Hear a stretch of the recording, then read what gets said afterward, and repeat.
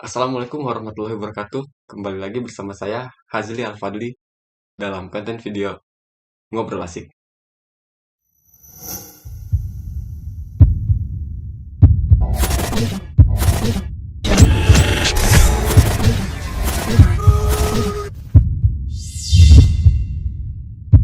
Akhir-akhir ini, banyak banget stereotip atau stigma yang keluar dari masyarakat luas.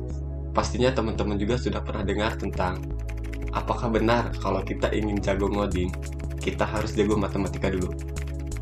Ketika kamu pengen banget jadi seorang programmer, kamu pengen bikin aplikasi yang keren, game yang seru, atau bahkan kamu pengen bikin solusi yang dapat mengubah dunia jadi lebih baik.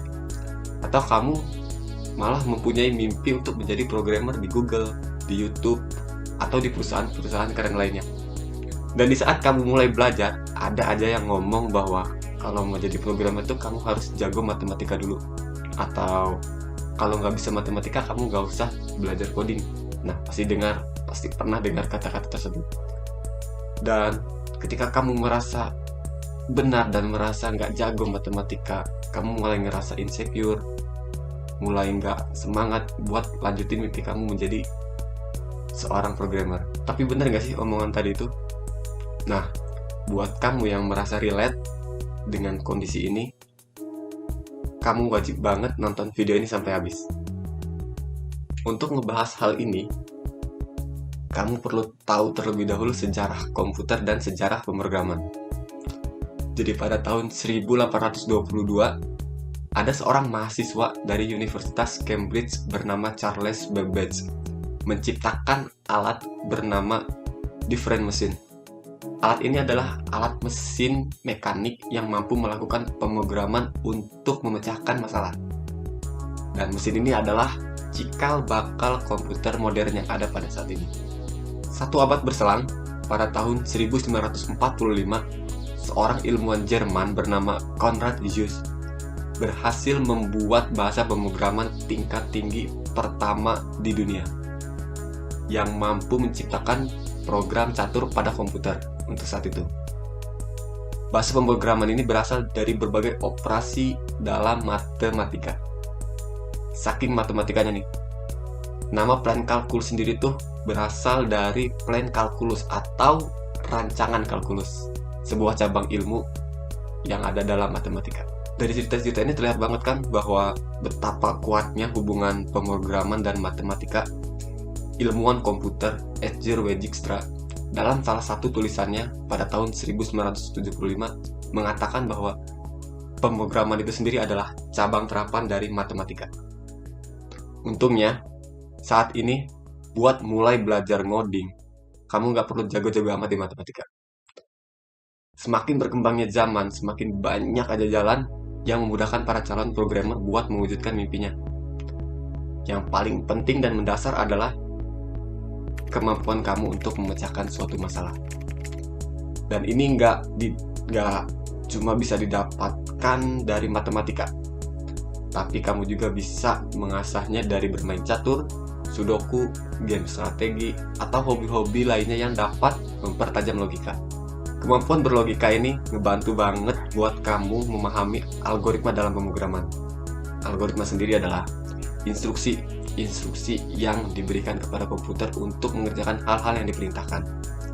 Misal, kamu pengen bikin web yang menggunakan fitur login, maka kamu harus menginstruksikan komputer untuk membaca username dan password yang diisi oleh pengguna, lalu mencocokkannya dengan database yang ada di website. Kalau benar, maka pengguna akan bisa masuk ke laman berikutnya. Sedangkan bila salah, maka pengguna harus mengisi kembali username dan passwordnya. Nah, instruksi yang kamu berikan kepada komputer inilah yang disebut dengan algoritma. Ada satu penelitian menarik dari Universitas Washington pada tahun 2020 yang memaparkan bahwa kemampuan untuk mempelajari bahasa lebih dibutuhkan ketika belajar pemrograman. Hal ini terjadi karena mempelajari pemrograman itu mirip dengan mempelajari bahasa kedua. Dibutuhkan kemampuan untuk mempelajari kosakata dan mengemukakan maksud. Keduanya juga menggunakan fungsi kognitif untuk pemecah masalah serta juga menggunakan working memory dalam otak. Nah, gimana? Kamu sudah mulai kembali bersemangat buat belajar pemrograman? Tapi sebelumnya, ada beberapa tips nih buat kamu yang pengen melanjutkan mimpi menjadi seorang programmer. Yang pertama, biasakan untuk menggunakan logika berpikir. Selain dengan matematika, kamu bisa dapatkan ini dengan bermain puzzle, game strategi, catur, atau sekedar membaca komik detektif dan berbagai cara lainnya yang menurutmu cocok untuk mengasah logikamu. Yang kedua, latih kemampuan berbahasamu. Seperti yang sudah disebutkan sebelumnya, pemrograman pada dasarnya adalah kemampuan bahasa yang kamu gunakan untuk memberi instruksi pada komputer. Jadi sudah pasti dong, kamu harus bisa berbahasa dengan efektif. Untuk melatih hal ini, kamu bisa perbanyak membaca dan menulis. Yang ketiga, kamu juga harus siap ketika kode yang kamu tulis nggak berjalan dengan semestinya, serta menghadapi berbagai macam banyak error. Dengan adanya berbagai tutorial, dokumentasi yang ada di internet, kemampuan googling juga nggak bisa kamu remehin. Kamu harus bisa menyusun kata agar mesin pencarian menampilkan apa yang kamu inginkan. Dan yang paling penting adalah kemampuan mempelajari pemrograman itu sendiri. Berbagai panduan ada di internet. Kamu bisa belajar bikin web, mobile app, game, dan yang lainnya dengan berbagai bahasa pemrograman dan teknologi. Nah, buat kamu yang merasa bingung nih dengan banyaknya materi pembelajaran yang ada di internet, Codepolitan ada solusinya buat kamu. Kamu bisa mulai belajar berbagai kelas lebih terarah dan langsung oleh ahli di bidangnya. Kamu juga bakal terhubung dengan berbagai mentor yang berpengalaman, serta teman-teman seperjuangan yang juga memiliki mimpi untuk menjadi seorang programmer. Gimana? Jago ngoding? Gak mesti jago-jago amat di matematika. Yang penting kita mempunyai kemampuan logika berpikir, kemampuan untuk memecahkan suatu masalah. Selagi kita punya niat, tekad, usaha, kita pasti bisa menjadi seorang programmer. Segitu saja dari saya.